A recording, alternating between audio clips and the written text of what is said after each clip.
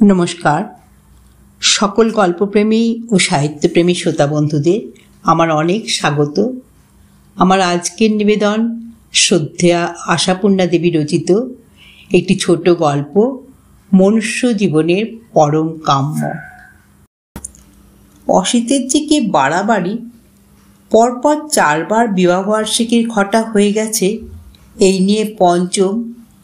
তবু অসিতের এই উপলক্ষে বউকে বেনারসি শাড়ি একখানা উপহার দেওয়াই চাই।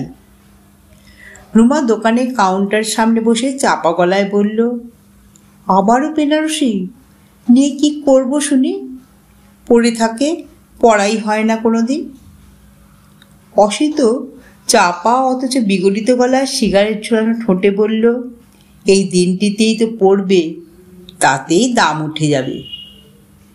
না না, ওটা ছাড়ো, একটা পিওর সিল্ক টিল দেখো না। Pure silk? অসিত চোখের কোণে হাসি চলছে বলল, সে তুমি একটা কেন, 10টা নাও না। বিয়ের দিনে আমার ছোট্ট মিষ্টি বউটার জন্যে বেনারসি শাড়ি একটা চাই। ভাষাটা প্রায় বাটার দোকানের জুতোর বা কোহিনূর গেঞ্জির বিজ্ঞাপনের মতোই। চারিদিকে ভিড় যথেষ্ট, তবু অস্ফুট উচ্চারণে এই প্রেমালাপটি চালাতে আটকায় না।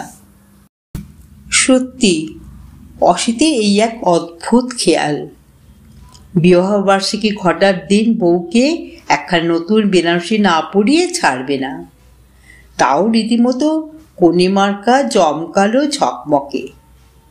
আর ঘটা তো প্রতি বছর বাড়ছে বই কমছে না, আয় উন্নতি স্কেলটাও তো বাড়ছে।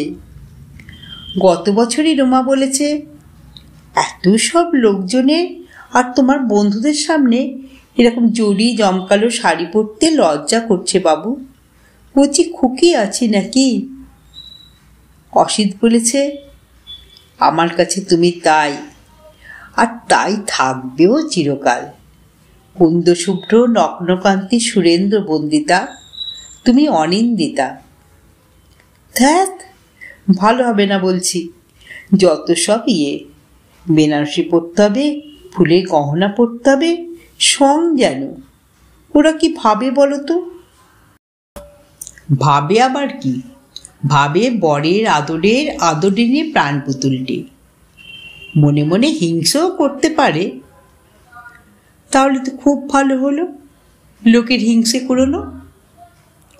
অসিতের ঠোঁট থেকে সিগারেটটা পর হয়ে আছে, তবু কি কৌশলে যে সেটাকে আটকে রেখে কথা বলছে।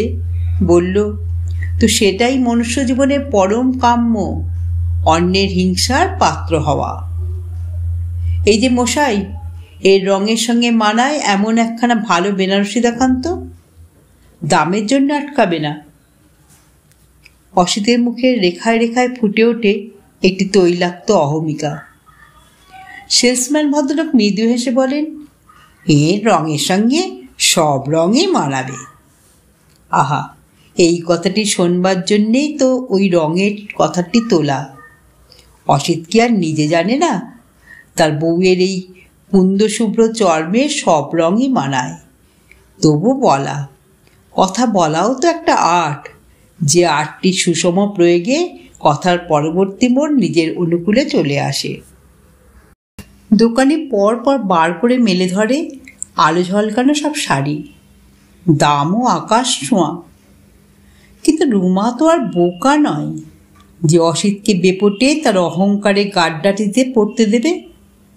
রুমা সেই আকাশ ছোঁয়াদের সরিয়ে দেয় ভারী সেকেলে, ভীষণ সেকেলে, বড্ড সেকেলে বলে।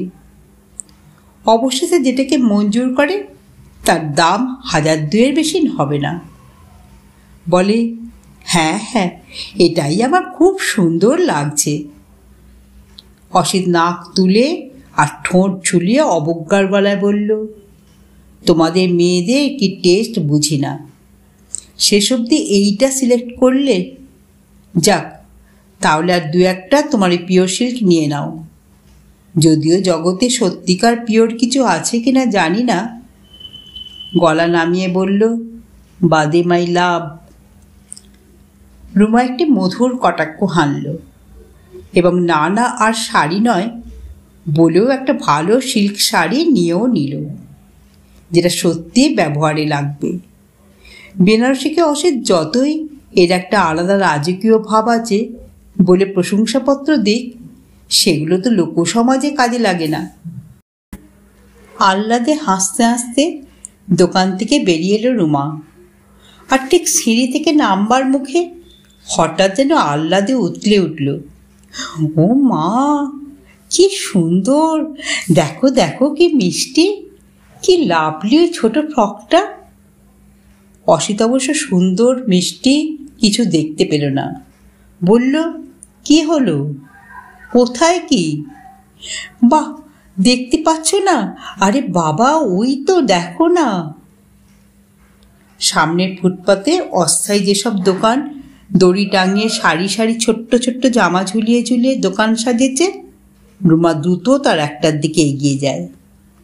অথচ খুব একটা আহামরি কিছু না, সস্তা মার্কা ঝিরঝিরে সিল্কের লাল টুকটুকে এটি ক্ষুদ্র ফ্রক, বুকে সাদা নেটের কাজ। এইটা আমি নিই গো। রুমা এমন ছেলে মানুষের আবদারের সুরে কথাটা বলল যেন কোনো নেহাত শিশু কোনো খেলনার জন্যে বায়না করে উঠল। অসিত এতক্ষণে দেখতে পেল, বলে উঠল, মাই গড, ওইটা দেখে এভাবে? তারপর চোখের কোণ কুঁচকে বলল, ছোট্ট মিষ্টি ফ্রক দেখে এত? সাইন তো ভালো ঠেকছে না, ব্যাপার কি? হ্যাঁ? রুমা আরক্ত হয়ে বলল, আহ, অসভ্য, ব্যাপার আবার কি? ভীষণ ভালো দেখতে লাগলো, তাই নিচ্ছি ওটা। No no madam. অসিত কায়দার সুরে বলে, দোহাই তোমার, এক্ষুনি ওই ছোট্ট মিষ্টি লাভলি টাবলির দিকে দৃষ্টিপাত করো না, এখনো অনেক প্ল্যান আছে আমার। দেখো, ভালো হবে না বলছি। আমি যেন নিজের জন্যেই, দেখতে এত ভালো লাগছে, কাউকে দিতেও তো পারা যায়। দিতে? রাবিশ! এই ফুটপাতের দোকানের জিনিস তুমি কাকে দিতে যাবে হে ম্যাডাম? চলো চলো। তবু রুমা আবদারে গলায় বলল, সে আমার দেবার লোক আছে। কেন, সুখদার নতুন নাতনিটাকে তো দিতে পারি, এ মোহিত হয়ে যাবে। দাঁড়াও বাপু, ওটা নিয়ে নি। হাতের বটুয়ার মুখের ফাঁসটা খুলতে খুলতে সেই দিকে এগিয়ে যায় রুমা। আর ঠিক সেই মুহূর্তে রুমার কানের কাছে একটা বোমা পড়ে। না, অন প্রিন্সিপাল, আমি ওটা তোমায় নিতে দেব না। রুমা চমকে ঘাড় ফিরিয়ে তাকালো, চোখে মুখে একটা অপ্রত্যাশিত বিস্ময়ের আঘাত চিহ্ন। অসিত বলে উঠল, আশ্চর্য টেস্ট! ফুটপাত থেকে জিনিস কিনবো, সে নাতনিকে দিয়ে দেব, তবু কেনা চাই। প্রেস্টিজ বলে কিছু নেই। বিকাশ বোস ঠিকই বলে, মেয়ে মানুষ জাতটা হচ্ছে যা তাদের খেলে, যতই পাক আর যতই থাকুক। গট গট করে এগিয়ে যায় যেদিকে গাড়ি পার্ক করা আছে সেদিকে। রুমা কি এইখানে দাঁড়িয়ে থাকবে? রুমা কি ছিটকে অন্যদিকে চলে যাবে? রুমার কান দুটো ঝাঁঝা করছে, তা টের পাচ্ছে রুমা।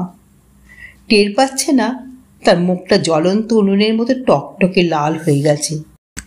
তবু রুমাকে ওই গটগটিয়ে হেঁটে যাওয়ার লোকটার পিছু পিছুই যেতে হবে। আর তারপর আগামীকালই অসিত তালুকদারের ম্যারেজ অ্যানিভার্সারির বিরাট শৌখিন পার্টির সব সৌজন্যের দায় পোহাবে।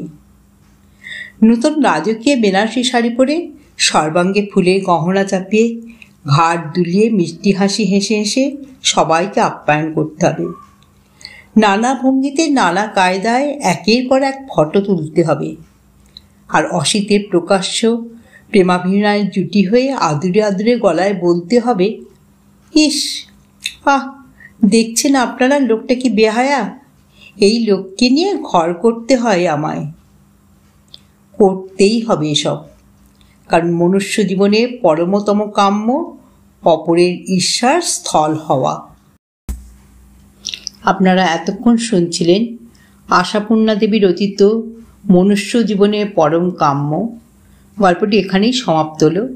যদি শ্রোতা বন্ধুদের আমার গল্প পাঠ ভালো লেগে থাকে তাহলে অবশ্যই আমার চ্যানেলটিকে সাবস্ক্রাইব করে পাশে থাকা বেল আইকনকে প্রেস করে অল করে দেবেন। তাহলে যখনই আমি নিত্য নতুন গল্প আপলোড করব আপনারা সঙ্গে সঙ্গে পেয়ে যাবেন। আপনারা সবাই খুব ভালো থাকবেন। নমস্কার।